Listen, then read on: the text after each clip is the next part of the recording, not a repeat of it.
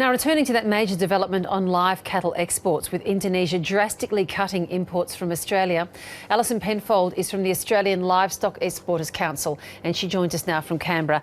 Alison, good morning, and thanks for making time for us. Did you expect a cut of 80%?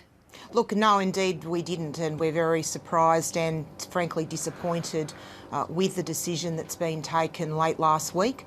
It certainly will present some challenges, particularly around shipping for the industry, but we've been trading with Indonesia now for over 30 years. We've had our ups and downs, but we'll continue to work constructively with our customers and within the parameters that are set for the trade. Well, this is a heck of a down. Why have they cut? Well, look, this, as I said, this decision was only taken late last week. The reasons for it haven't been made clear to us.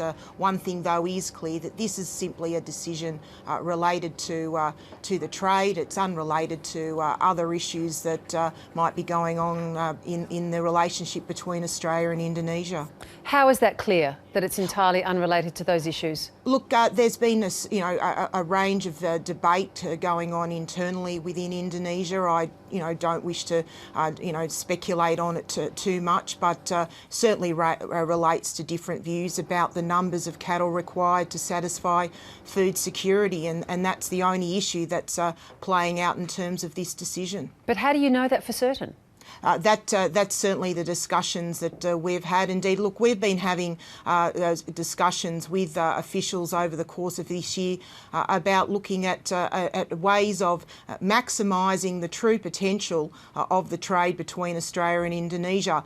There's a comparative advantage on our end to produce cattle, and on the Indonesian end to fatten and feed cattle. We think that annualised permits, rather than permits issued on a quarterly basis, is a far better way of managing the trade to meet ultimately the supply of fresh meat into wet markets across Indonesia. I can see that would, of course, be much more preferable for Australian growers and farmers, but it seems to me, it seems almost illogical to try and divorce this very unexpected and massive cut, an 80% cut in cattle imports into Indonesia, from the very tense relationship that Australia now has with Indonesia in the wake of those executions of 2 Australian nationals, and also the issue over boat turnbacks.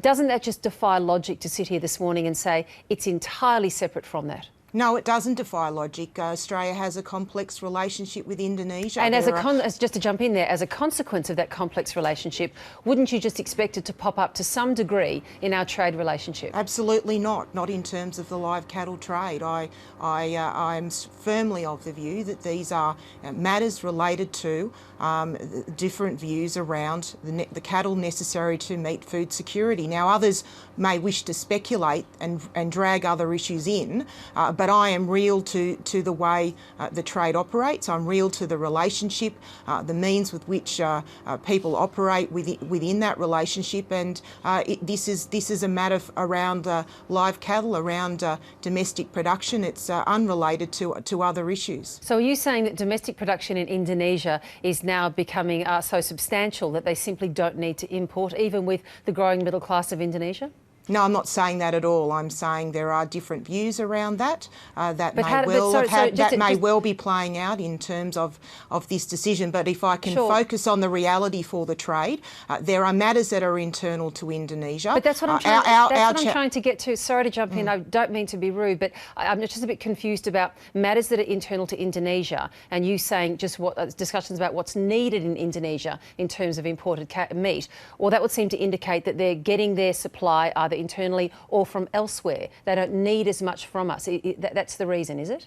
Look, the importers requested some 200,000 head of cattle for this quarter. Now, the importers are close to the wet market trade. I think they're certainly of a view that there's a strong need for more cattle. There's significant infrastructure that's being built, and more infrastructure being built around feedlots in Indonesia to meet the growing demand for beef. Now, again, this decision was only only made late on Friday. We're still coming to terms with the decision.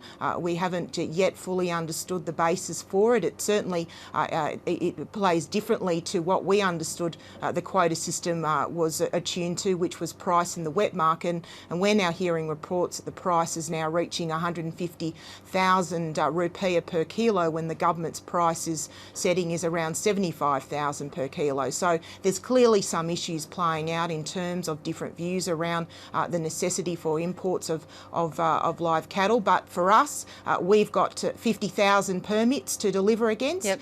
That's the challenge that the export industry will work to meet over the next 3 months. But we won't give up trying to have constructive discussions with officials around moving to an annualised permit system, which we think better suits the way the trade operates, the long production cycle and the long planning cycle necessary to support the trade. Time is really cut, but just super quick. Do you think the federal government can be of use to you in this discussion with Indonesia now?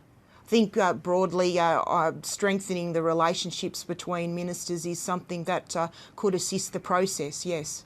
All right, good to talk to you this morning. Thanks for making time for us. Thank you.